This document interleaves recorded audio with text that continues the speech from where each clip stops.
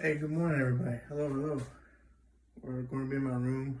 Might be a little messy, but this is where I keep the dogs, the two puppies at night. Maybe y'all can see it.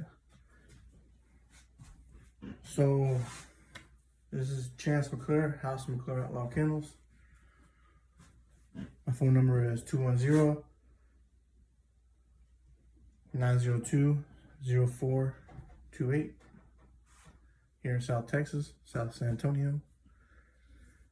Hey, y'all want to be a dog? Y'all want to have dogs? Y'all want to get in the dog business? Even one dog is kind of messy. But I got to keep up with 5. Not all of them can breed. Just Loretta is the one that's breeding right now. She's old enough and not spayed. So Loretta's my foundation female. Of course, then we got Peanut Butter and we got Crystal Gale. Those are her 2 daughters that we kept out of the first litter. And those 2, they are almost 4 months old now. Almost 4 months old. They're growing fast. Growing real fast. I'll go live again, make some more videos later today. I gotta give everybody a bath. They all stink. They're stinky dogs. They like to roll in hog poo. You know, they're just crazy country girls. Live out here in the woods. They're getting all kinds of stuff, right? I mean, but I was going to show you a little bit of my morning routine. I do this twice a day now. It was up to like 3 times a day, but they're bigger and they kind of are able to go outside more, and they go in the restroom a lot more outside, and that's what we're trying to do. We're trying to train them to go more outside, because eventually we want to get rid of this cage and just have them sleep with us or sleep with the dogs in the living room, you know, be more part of the family. But as of right now, we're keeping them in the cage, and they're only 4 months old, although they are big girls. They're still only 4 months old. So as of right now, I was going to show you all what it takes. I mean, y'all, people say, oh, they're so fun, let's be dog breeders, but they don't show you all some of the hard work it takes. Now, like I say, I've been doing this for 4 months, so I kind of have a little bit of a routine down. We have a tarp, and we put the cage over the tarp. We've been going back and forth on different things to use, different pads that we put down. This one's pretty good. We just now started trying it. This is what it looks like right here. I'm sorry, I don't have very good lighting in here. Maybe y'all can see. But it's also completely black. The outside's completely black. And the inside's kind of this grayish color. Whitish grayish color. It says it's an enhanced leak protection. And it's from Glade. It's training pads from Glade. It says it's for pets, and they do chew on it. They probably eat some of it. I don't know, but I know they chew on it, and then they dig it up as if maybe they're trying to bury the poop or pee or something. But they do make a mess with it. It was a pretty good deal, pretty good price. We got 100 of them. I think it was like $20 or something. I typically go with 3. They're pretty big pads, pretty good size from corner to corner, but I put 3 down. Because the bigger the dogs, the bigger the mess usually, and that's kind of what happens here. We also have gloves,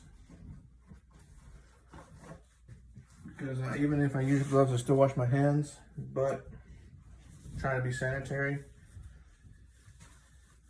And I just don't like touching dog poo and dog pee, you know, with bare hands, not unless I have to. Not unless I have to, right?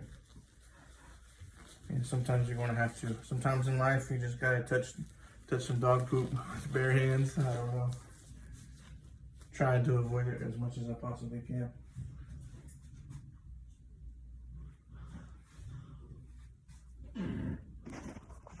All right, so on the recorded video here, I'll show you. Yeah, poop, dog poop and dog pee, right? All over the place. Gotta clean it every morning, every afternoon. It looks like this.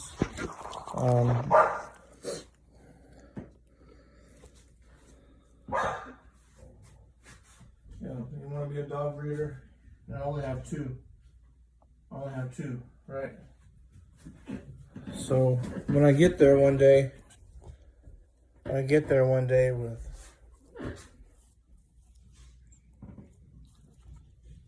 maybe when I get there one day, when I get bigger, I'll have more dogs, right? Right now I only have two. Maybe I'll see it again. I don't know. Alright, so what I usually do is I'll just kind of move the cane out, get in here. Pick up as much food as I can, so let me get started cleaning.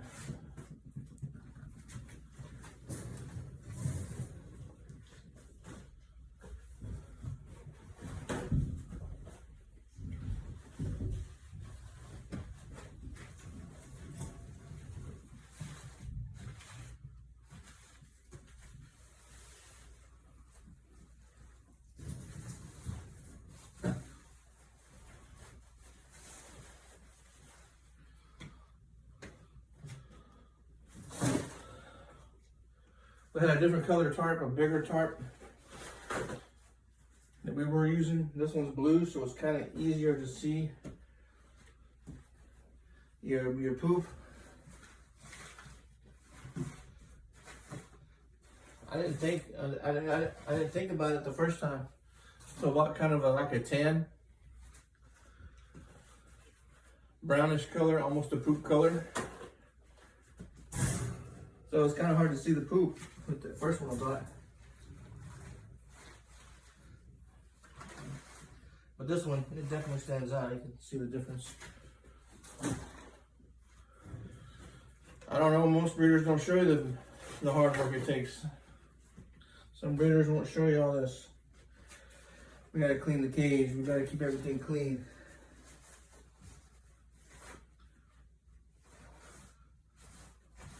Sometimes the breeders, I just want to show you all the good stuff. I don't want to show you the bad stuff. We did an embark, but it's going. The embark got there, the test did, but it's going to take till 1st of April.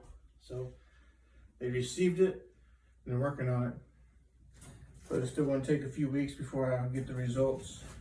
I mean, I'm pretty sure it was for Crystal Gayle. Pretty sure what kind of dog she's going to be, American Bully.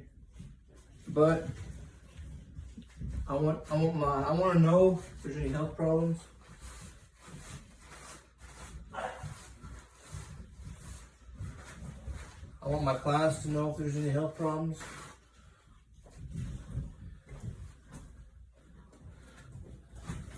Like somebody might have joined. Who is this? Justin Smith. Thank you for joining me. I appreciate it. My channel's growing. Dog Empire's growing slowly. Slowly it's growing. But yeah, I think I got all that cleaned up now. This is a fairly new blanket. We do wash them as much as possible. Behind me is a stack of blankets also that we swap them in and out with. So this one's still fairly clean, in good shape. I can use it one more round, I believe. So I was talking to Siri. I started a series talking about hanging papers.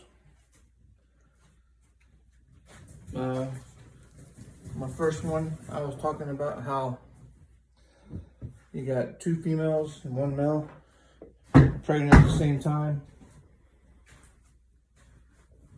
And then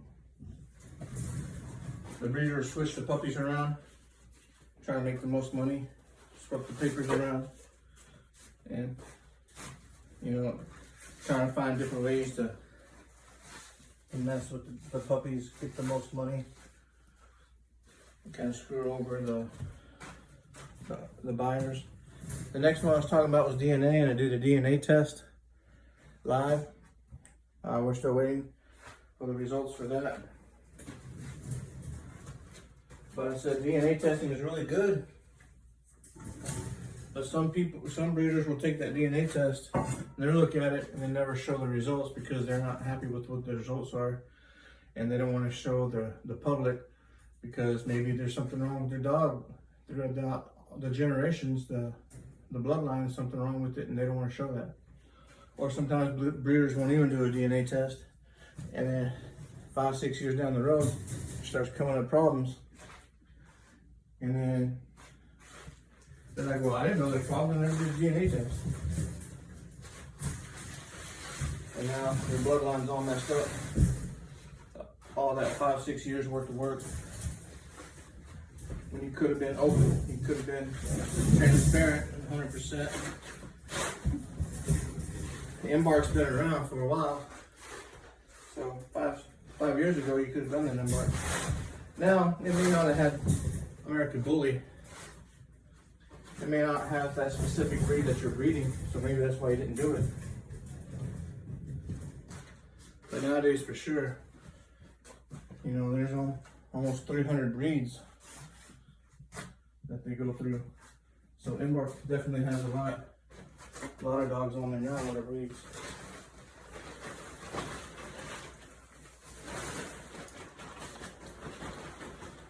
This has got a lot of holes in there. This tarp is a lot thinly made than the other tarp I had. So I might just go ahead and get the other tarp, even though it was big and it was camouflaging the poop. It was poop color. I'm gonna have to go back and get that tarp, pull it out of storage or whatever, and put it back down because the material was way better. Now I'm getting holes, and it's kind of defeating the purpose, right? I'm getting holes in the tarp, and pee gets through the holes back on the floor. And I was trying to protect the floor the whole time. So I'll probably have to go get that other tarp and put it down instead of that one. That one looks like I might be able to throw it away. It's got too many holes in it. So I'll probably do that. But this is pretty much what I do. Everybody has their own way of cleaning things. Everybody's got their own way of making the dog up and the dogs in the kennels.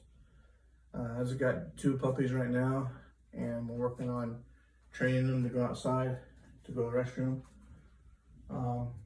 But that was kind of a mess tonight.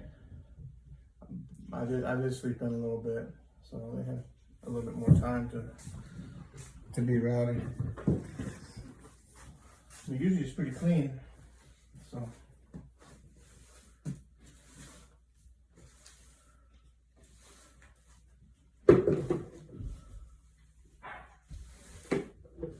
And just sweep it all up, and then I'll clean the floor.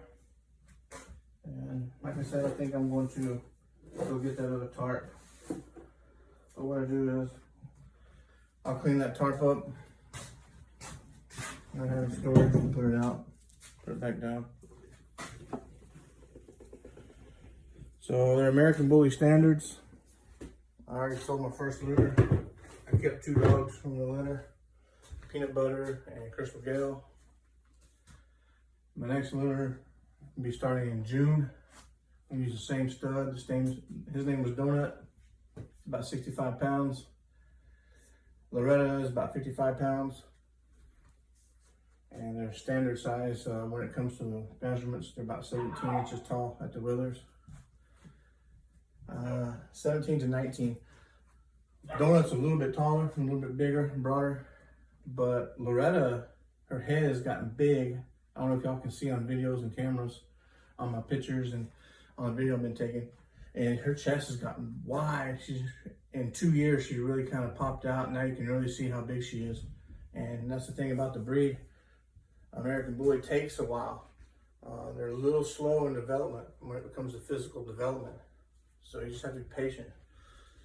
Especially the bigger the breed, like the XLs and the double XLs, the exotics. It may take 2 years, a year and a half to even see the potential.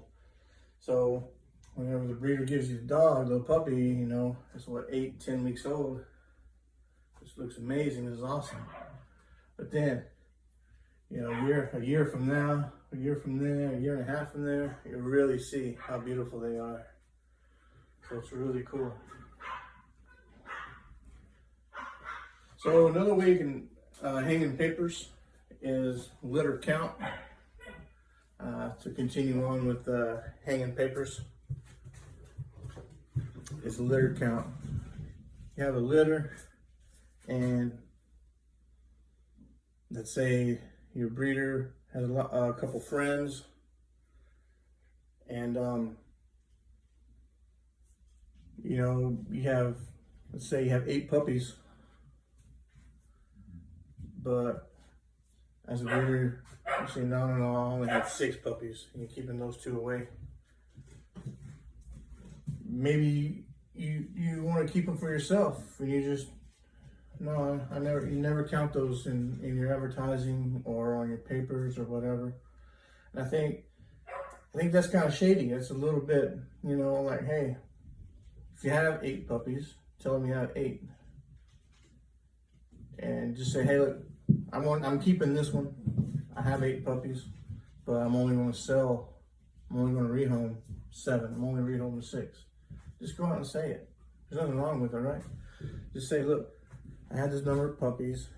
I'm only going to rehome this number, and be straight up and honest with them. Don't try to hide your puppies.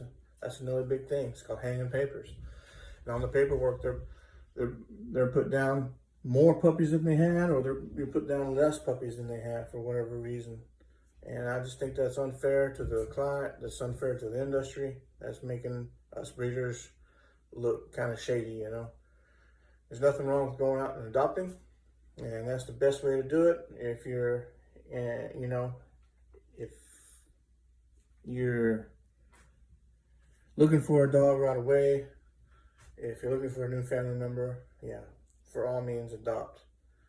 But for people who are trying to get in this business, trying to make the breed better, trying to make better names for the dogs, for the breeders, it makes it difficult because there's some people out there who just want the money. They don't care about anything else. And it's kind of like when I was in the horse business, my family, in the cattle business, you know, sometimes there's a lot of shady people there too. And it just kind of trickles down, and just makes everybody look kind of, oh man, that's another dog breeder. I don't know if I want to deal with them. But there are some good, honest ones out there. I'm trying to be one. I'm trying to be open. And I know I'm just getting started, and I'm already talking about hanging papers and how to look out for the shady ones. But it's important, because if you're looking to buy from a breeder, do your research, please. Go on to Facebook, Instagram. I got YouTube, Instagram, Facebook, TikTok. I got all my pictures out there. I got all the videos. I'm transparent. Just trying to let everybody know who I am, because I want to have a name for myself. I want to have a good reputation. But anyway, that's another way that they hang papers, just to continue the series, is that their puppy count's going to be wrong, and something looks off on their paperwork. Now, sometimes they, if you do the breed, if you do the litter, if you get your papers for the whole litter, you might order a couple extra papers, and there's nothing wrong with that, because you have extra copies, and if one of your clients loses one, boom, I got one right here again. You don't have to go through the whole process of reordering, but on all those papers, make sure the puppy count is right. Even though you ordered extra copies of papers, make sure if you had 8 puppies, make sure every copy says 8 puppies. But yeah, I don't see anything wrong with ordering extra copies of something, because if you lose a paper or your client loses a paper, boom, right there, send it off in the mail. You don't have to wait 2 weeks, 3 weeks just to get it. You already have it on file. But just make sure all the information is correct every time. We don't want to screw up. We don't want to mess over our clients, right? And that's the whole point. We want to be fair, and we want to have a good reputation. Anyway, thanks for joining me. House of McClure Outlaw Kennels. Have a great day.